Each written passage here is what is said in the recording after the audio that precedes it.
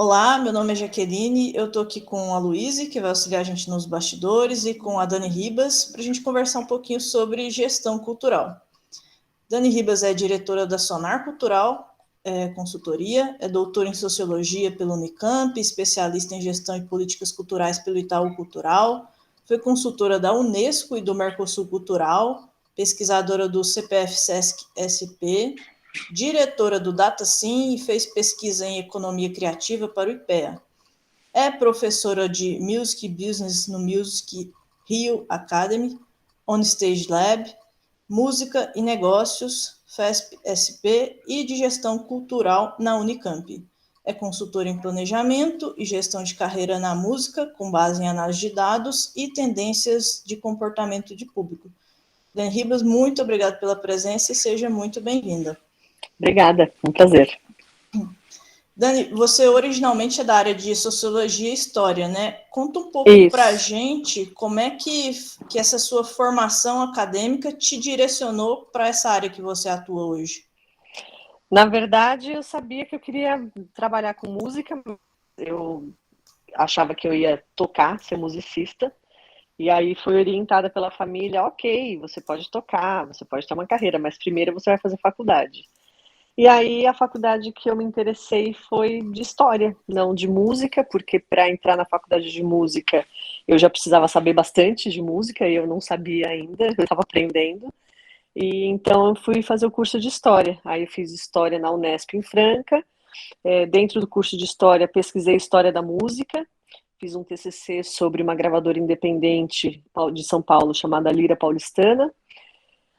Aí dei aula de História em escolas e tal. Aí entrei no mestrado, mas aí mudei para a área de Sociologia, porque eu achei que autores, eles iam me dar mais ferramentas para analisar a história da música e o universo musical em si, e estudei no mestrado a mesma gravadora que eu tinha feito o TCC. Na verdade, meu projeto de mestrado foi o TCC.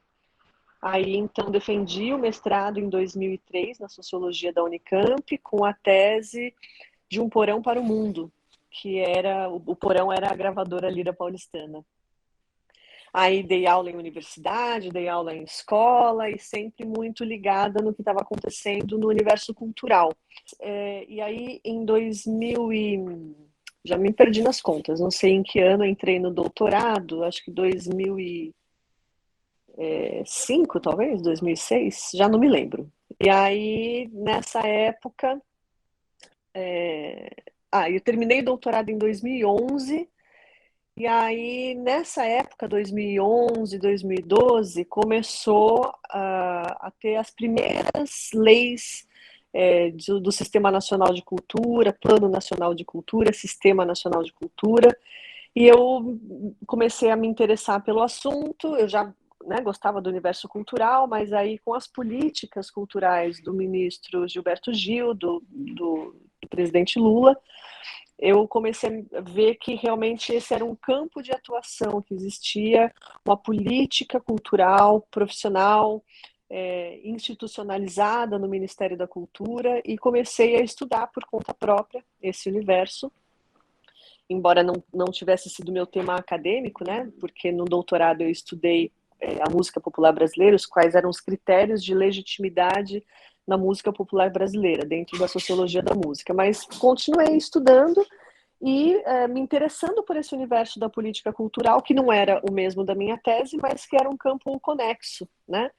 E então, aí em 2011, 2012, eu vi que era possível ter não uma carreira, mas que a gestão cultural era algo que era possível a gente se profissionalizar, entender direitinho.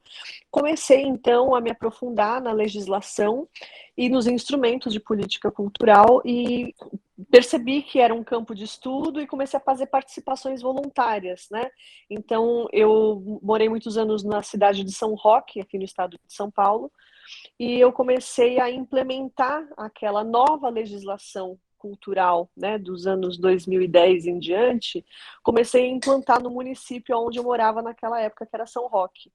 Então, a gente criou em São Roque um fórum de cultura.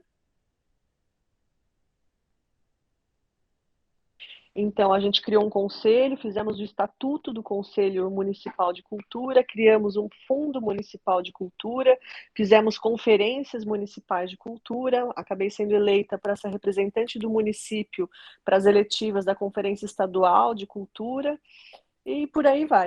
E foram todas essas experiências aí que foram o gancho para você fundar a Sonar Cultural, né? Que é uma empresa de consultoria e pesquisa que atua em projetos de gestão e políticas culturais e também no mercado musical, né? Foi a partir dessas primeiras experiências que você se sentiu preparada para criar a empresa? Como é que foi isso? A gente nessa época, tirando as pessoas que estavam no ministério, que eram gestores profissionais e que estavam criando tudo isso, não existia muitos profissionais no Brasil que sabiam como a política cultural estava sendo estruturada, quais eram os mecanismos de fomento, como que funcionava esse sistema nacional de cultura que foi baseado, a sua criação foi baseada no SUS, cujo princípio é o princípio da universalidade, né? O sistema de cultura é a mesma coisa, não é um sistema para artistas, é um sistema para prover o direito dos cidadãos a terem acesso à cultura. Mas não são, naquele momento, 2011, por aí, não eram muitos profissionais que sabiam operacionalizar essa legislação nos municípios. Então, eu comecei estudando por conta própria, depois fazendo uma atividade voluntária no município de São Roque, e aí as pessoas começaram a me procurar, né? Se eu podia ser parecerista de editais, de municípios, de estados. Também começou a acontecer o Conselho Nacional de Política Cultural, né, o CNPC, e aí eu fui a candidata da música do estado de São Paulo para ocupar essa cadeira, ou seja, então tinha muita demanda por profissionais nessa área, e como era uma coisa muito nova, não existiam profissionais que tivessem um domínio da legislação. Eu não sou advogada, então legislação não é uma coisa só para advogados, basta ter interesse para a gente entender das leis que regem a política cultural. Então não tinha profissionais, então foi essa a motivação para eu criar a empresa. Ainda eu operei 100 empresas como pessoa física por muitos anos, né?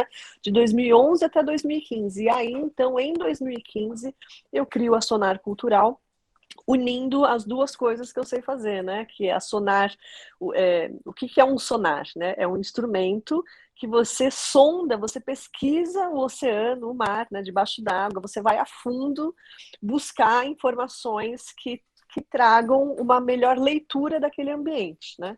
Eu sou uma pesquisadora, né? Eu fiz mestrado, fiz doutorado, então minha vida é na pesquisa. Então a Sonar é isso, ela é uma empresa de pesquisa para a gente ter uma melhor leitura desse contexto cultural em que a gente vive, mas também essas pesquisas elas auxiliam a gestão cultural, né?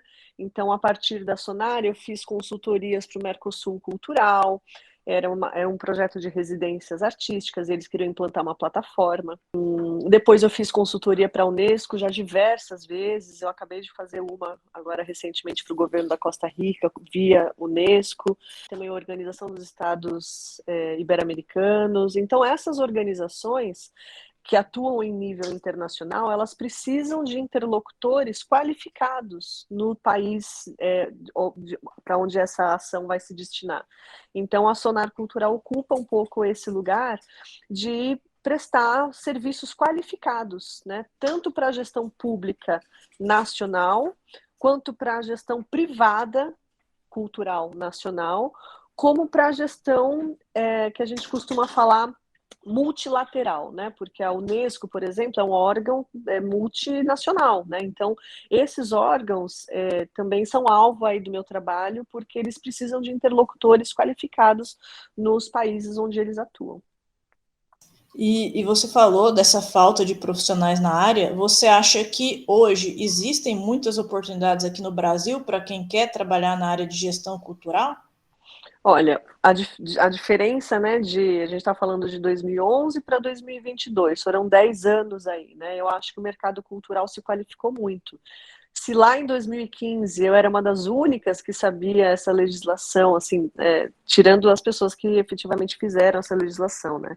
Hoje eu já diria que é bem diferente o cenário. Muitos cursos surgiram, eu já trabalhei inclusive no SESC São Paulo, que tinham gestão cultural para formar gestores culturais. Então eu acho que hoje já tem bastante gente no mercado.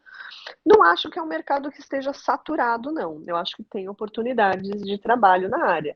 O problema é que agora nós temos mais profissionais do que tínhamos antes, mas não temos mais política cultural.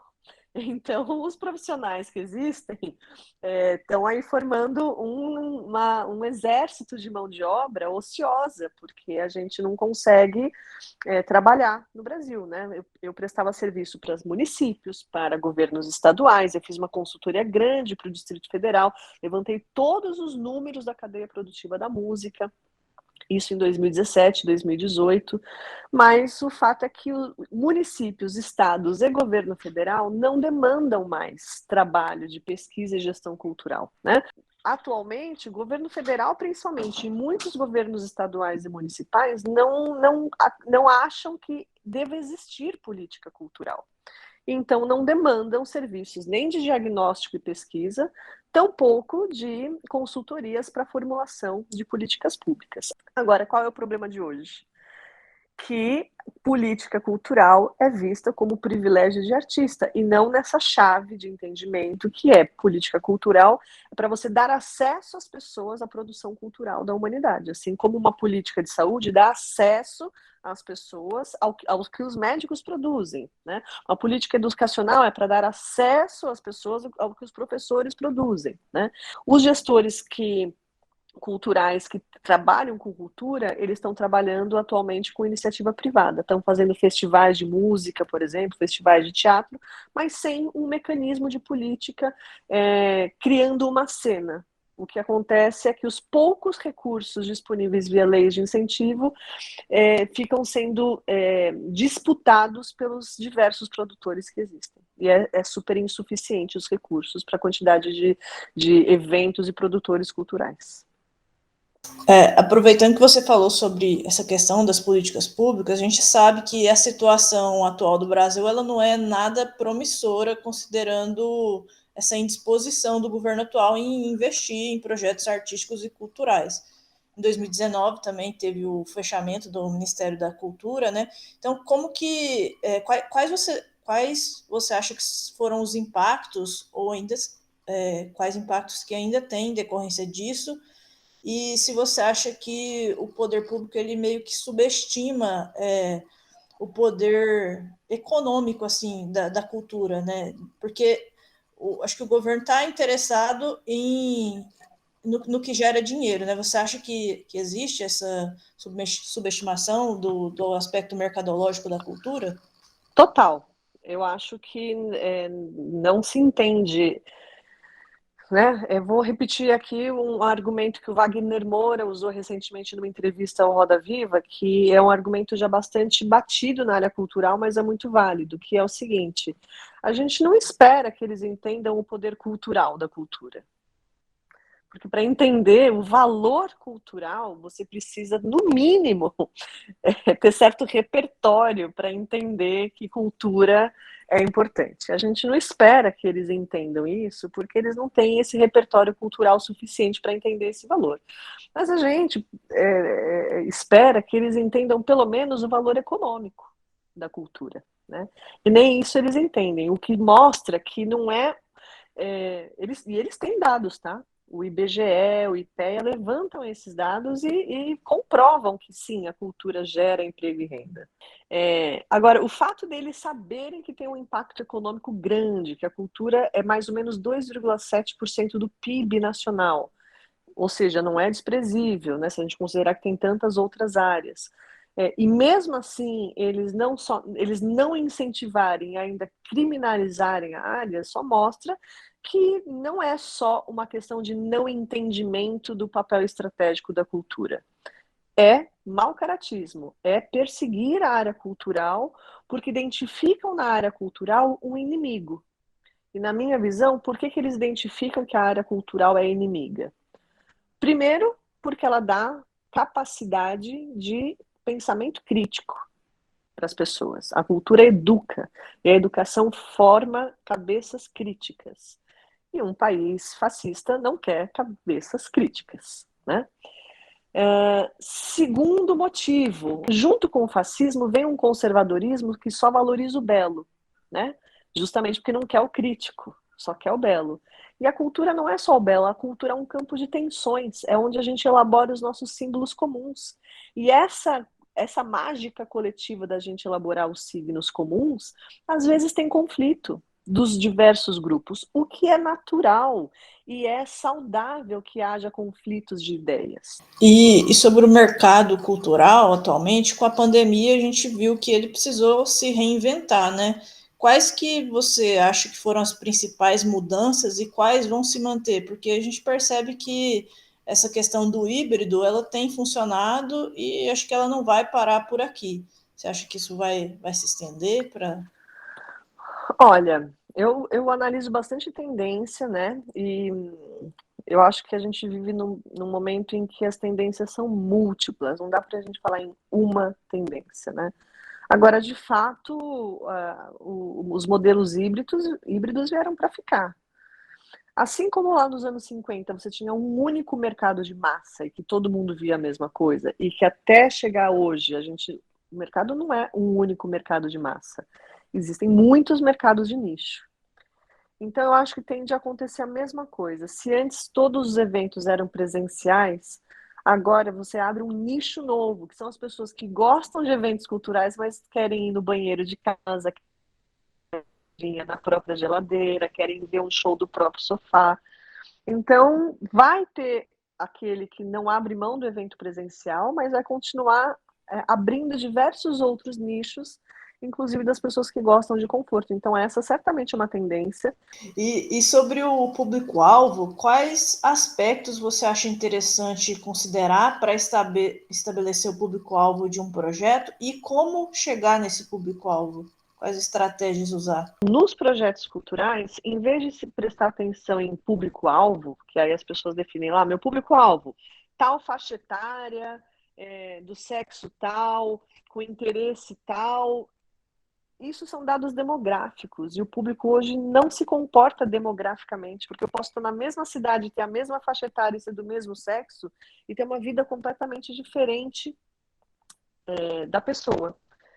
Então, tudo consiste num projeto em você saber utilizar estratégias para mobilizar o interesse das pessoas por aquilo que você está fazendo. Então, eu já avaliei muito projeto em muita prefeitura, governo do estado. Então, assim, um projeto que tinha lá público-alvo, tal, definia classe social, idade, gênero, idade, era uma coisa. Já os projetos em que a pessoa falava assim, eu vou mobilizar um público desta faixa etária com tais estratégias para mobilizar o interesse que essas pessoas já têm por tal coisa para levar esse interesse para outra coisa, esse sim tem um grande diferencial, porque ele entendeu que não basta ele jogar a palavra no ar para as pessoas se apaixonarem por essa palavra. Não basta jogar a ação cultural dele no ar para as pessoas se apaixonarem por essa ação cultural. Isso é divulgação. Divulgação é diferente de mobilização de público. Então, tudo consiste em você mobilizar o interesse da pessoa, daquilo que ela já tem, para outra coisa, né? É isso, você usa o interesse da pessoa daquele show para ela começar a gostar de fotografia, para ela começar a gostar de artes visuais, né? Então, você usa uma coisa que a pessoa já tem para outra coisa. Então, isso se chama mobilização de públicos. E não você acertar no público-alvo, porque, né, é restrito você acertar no público-alvo. Você nem sabe quem são. Será que só idade, sexo, cidade e classe social determinam o interesse das pessoas pelas coisas? Não. Em vez de público-alvo, que você pode até ter o parâmetro lá, público-alvo, mas desenvolva qual é o seu plano para mobilizar os públicos e não para você acertar na mosca. Já para encaminhar para o final, eu queria deixar um espaço aqui para você divulgar suas redes sociais, onde o pessoal pode encontrar mais sobre o seu trabalho. Fica à vontade aí Ótimo. para falar. Bom, eu nessa vida aí na gestão cultural, eu fiz bastante coisa, mas eu acho que a minha grande especialidade é justamente essa parte de mobilização de público, né? Por quê? Porque eu sou socióloga, e o que que faz um sociólogo? A gente entende qual que é a sociabilidade das pessoas, como que elas interagem entre si.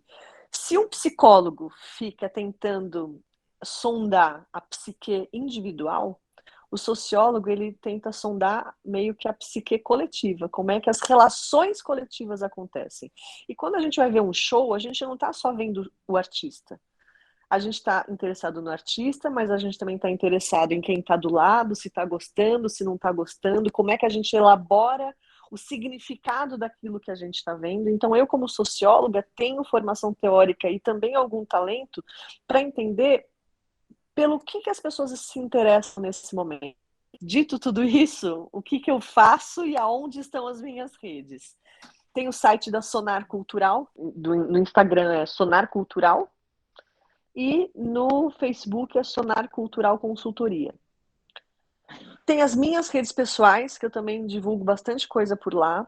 E tem o meu mais novo produto, que é o seguinte: às vezes a pessoa não tem condição de contratar uma consultoria, não tem tempo para fazer um estudo específico. Então, nesses 2 anos de pandemia, eu criei um produto digital para que mesmo quem não tenha dinheiro para pagar uma consultoria completa ou não tenha tempo para investir numa pesquisa de público, consegue fazer a sua própria pesquisa de público orientada de maneira passo a passo, bem fácil. Esse produto se chama ID Musique. E todo mundo pode comprar esse produto para fazer a sua própria pesquisa de identidade artística, pesquisa de público, pesquisa de nicho e reposicionamento do projeto. São 12 ferramentas online para todo mundo poder acessar esse conhecimento. Dani, muito obrigado pela sua presença virtual aqui. Foi um prazer te ouvir e aprender com você.